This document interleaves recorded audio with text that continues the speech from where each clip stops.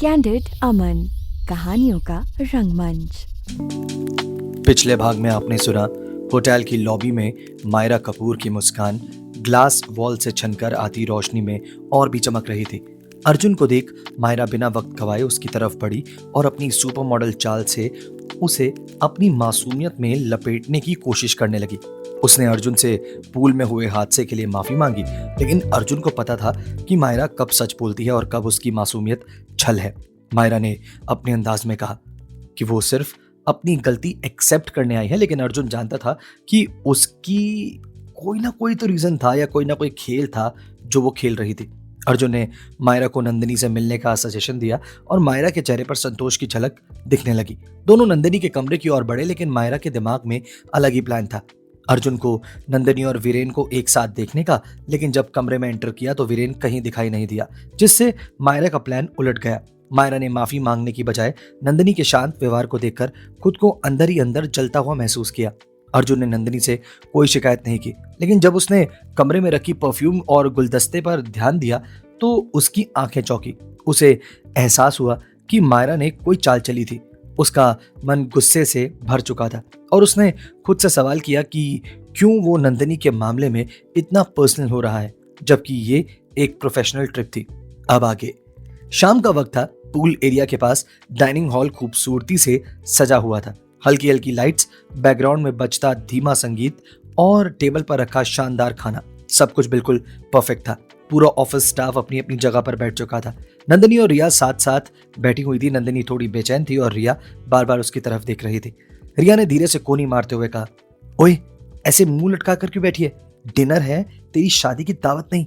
नंदिनी ने मुस्कुराने की नाकाम कोशिश की। कुछ नहीं यार, ऐसे ही। रिया ने तंज मारा। हाँ हाँ, जैसे मुझे तो कुछ पता ही नहीं। तुझे टेंशन है कि अर्जुन सर आएंगे तो साथ में मायरा मैडम भी होंगी, सही है ना? नंदिनी ने झेपते हुए नजरें घुमाई। तू भी ना, बस कुछ भी ना बोला कर। तभी एंट्री डोर खुला और सामने से ग्रे सूट में हमेशा की तरह बेहद कॉन्फिडेंट अर्जुन की ने एंट्री ली। उसकी चाल में वही ग्रेस और आंखों में वही गहराई थी, लेकिन उसके ठीक पीछे Myra Kapoor red satin dress में ऐसे चल रही थी मानो वो किसी फैशन शो की रैंप वॉक पर हो। चेहरे पर वही जानलेवा एटीट्यूड। रिया ने दबे स्वर में कहा, देख आ गई मैडम। नंदिनी का चेहरा थोड़ा बुझा हुआ था। मायरा मुस्कुराते हुए सीधे अर्जुन की बगल वाली कुर्सी पर जाकर बैठ गई, जैसे उस पर सिर्फ उसी का हक हो। नंदिनी ने नजरें झुका ली। डिनर शुरू हुआ। अर्जुन सबसे फॉर्मल बातें कर रहा था, लेकिन मायरा लगातार उससे फुसफुसाकर बातें कर रही थी। कभी उसके कोट के कॉलर को हल्का सा छूती, कभी हंसते हुए बेहद करीब झुक जाती। ये सब देखकर नंदिनी को बहुत बेचैनी महसूस होने लगी। रिया ने धीरे से कमेंट किया, जरा देख तो कैसे चिपक रही है मैडम, बॉस नहीं बॉयफ्रेंड लग रहे हैं। नंदिनी ने उदासी से कहा, रिया छोड़ना, मुझे कोई फर्क नहीं पड़ता। डिनर खत्म हुआ और सब उठकर जाने लगे। नंदिनी का ध्यान इस कदर भटका हुआ था कि उसने अपना फोन वहीं टेबल पर छोड़ दिया। कुछ देर बाद जब पूरा हॉल खाली हो गया, अर्जुन एक नजर टेबल पर डालते हुए वहां से गुजरा। अचानक उसकी नजर फोन पर गई। उसने उठाकर देखा तो वो पहचान गया, क्योंकि पहले तो वो फोन उसने नंदिनी के हाथों में देखा था और दूसरा ये टेबल की वही साइड थी जहां नंदिनी बैठी डिनर कर रही थी। अर्जुन ने सिर हिलाया। ये लड़की बिना कितनी लापरवाह है। वो फोन लेकर कॉरिडोर की ओर बढ़ने लगा, उसे नंदिनी को लौटाने के लिए, लेकिन फोन अचानक बज उठा। स्क्रीन पर माँ का नाम फ्लैश हो रहा था। उसने पहली बार इग्नोर किया, लेकिन दूसरी बार फिर से कॉल आया। इस बार उसने कॉल उठा लिया, पर उससे पहले कि वो कुछ बोलता, दूसरी तरफ से एक गुस्सैल आवाज बरसी, नंदिनी, तेरे पास अब मेरी कॉल उठाने का टाइम भी नहीं है। कब से तुझे कॉल कर रही हूँ, इतनी बड़ी हो गई है क्या तू? एक तो पहले ही अपनी मन मर्जियां करती है और फिर वहां ऊपर से तेरा फोन उठाने का टाइम नहीं है। अर्जुन स्तब्ध रह गया। वो कुछ कहता है इससे पहले नंदिनी की माँ की आवाज ने उसे फिर से जड़ कर दिया।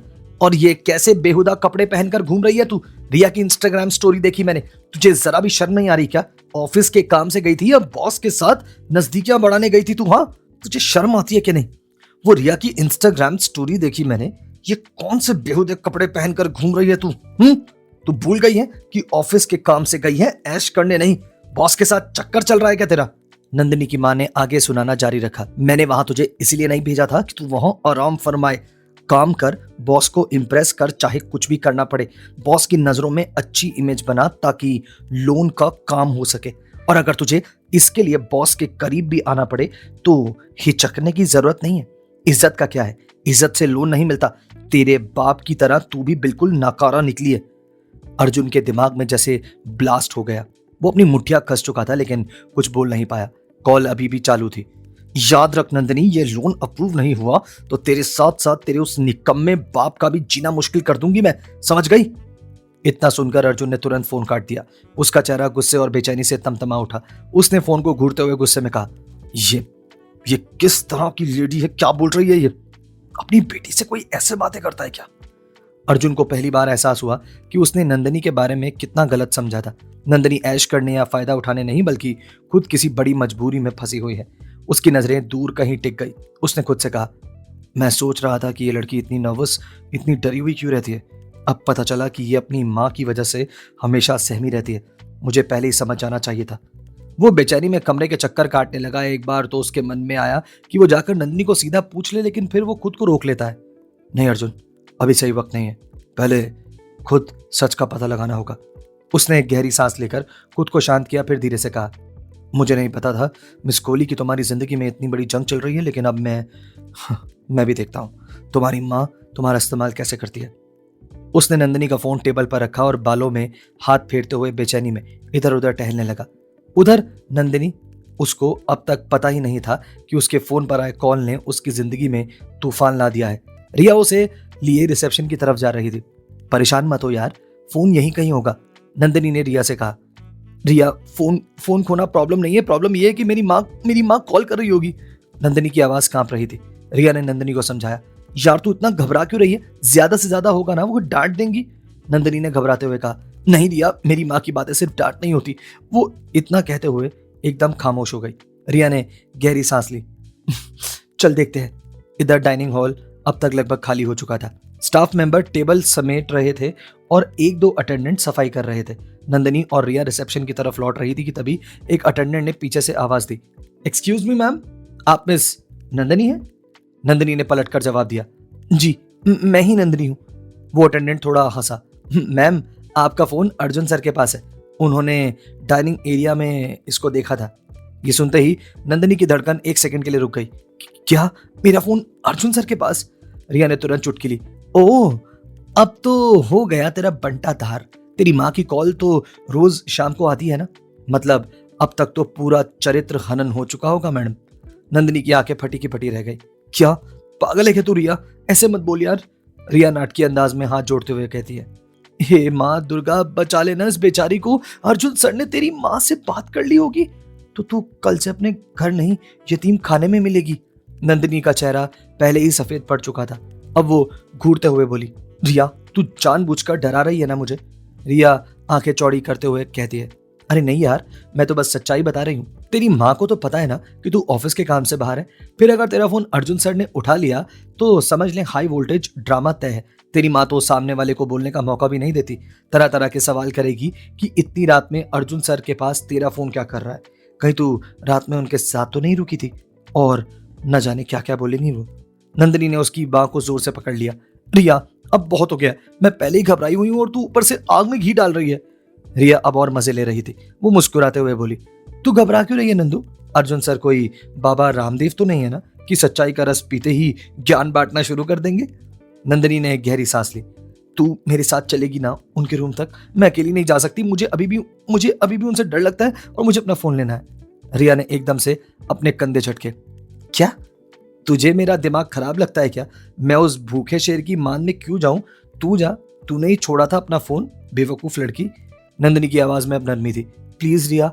रिया ने नंदिनी के दोनों कंधे पकड़कर एक सेकंड उसे घूरा और फिर कहा, नंदू मेरी दोस्ती सब ठीक है, लेकिन मैं इतनी भी बेवकूफ नहीं हूं कि अर्जुन सर के रूम में जाकर अपनी जान की बलि दे दूं। नंदिनी की आंखें और बड़ी हो गई। उसने होंठ बीच कर कहा, ओके ठीक है। रिया ने तुरंत उसे कंधे से थपथपाया। All the best sis, God bless your soul. मैं तुझ पर अगरबत्ती जलाकर एक इंस्टा स्टोरी तो जरूर डालूंगी। Gone too soon. नंदिनी ने एक झटके में तकरीबन उसे खुद से दूर कर दिया। रिया प्लीज तू जा यहां से। रिया हंसती रही, फिर दोनों हाथ ऊपर उठाकर बोली, चल मैं जा रही हूँ, फोन मिले और तू जिंदा अपने रूम तक पहुंच जाए तो बता देना मुझे। रिया मस्ती में हाथ हिलाते हुए वहां से निकल गई, लेकिन नंदिनी उसके जाते ही गहरी सांस लेकर वहीं खड़ी रह गई। उसका मन अंदर से कांप रहा था, उसका चेहरा भी घबराया हुआ था और उसने खुद को बार बार समझाने की कोशिश भी की। बस एक फोन ही तो है, क्या हो सकता है? अर्जुन सर सिर्फ मेरा फोन लौटाएंगे और बात खत्म। लेकिन रिया की बातें जैसे उसके कानों में लगातार गूंज रही थी। शाम को तेरी माँ की कॉल, इंस्टा स्टोरी, बॉस के चक्कर। नंदिनी ने आंखें बंद कर ली और लंबी सांस ली। कुछ नहीं होगा नंदिनी, तू बहुत कुछ फेस कर चुकी है, ये भी कर लेगी। उसने धीरे से कदम बढ़ाए। हर कदम पर दिल की धड़कन तेजी से धड़क रही थी। होटल की 5वीं मंजिल की ओर जाते वक्त कॉरिडोर में एसी की हल्की सर्द हवा बह रही थी, लेकिन नंदिनी को लग रहा था जैसे पसीना बह रहा हो। रूम 507, उसने खुद से फुसफुसा कर कहा। और जैसे ही वो उस दरवाजे के सामने पहुंची, उसके हाथ खुद ब खुद थरथराने लगे। उसने धीरे से दस्तक दी। पहली बार में कोई जवाब नहीं। उसने दोबारा हल्की नॉक दी, अब भी कोई आवाज नहीं थी। उसने खुद से कहा, शायद वो अपने रूम में नहीं है। अच्छा है। और वो खुद को समझाते हुए मुड़ने ही वाली थी कि तभी अचानक दरवाजा खुल गया। दरवाजा खुलते ही नंदिनी की सांस जैसे एक पल को रुक गई। सामने अर्जुन खड़ा था, भीगे बाल, गीली पलकें और एक अजीब सा रूहानी चेहरा।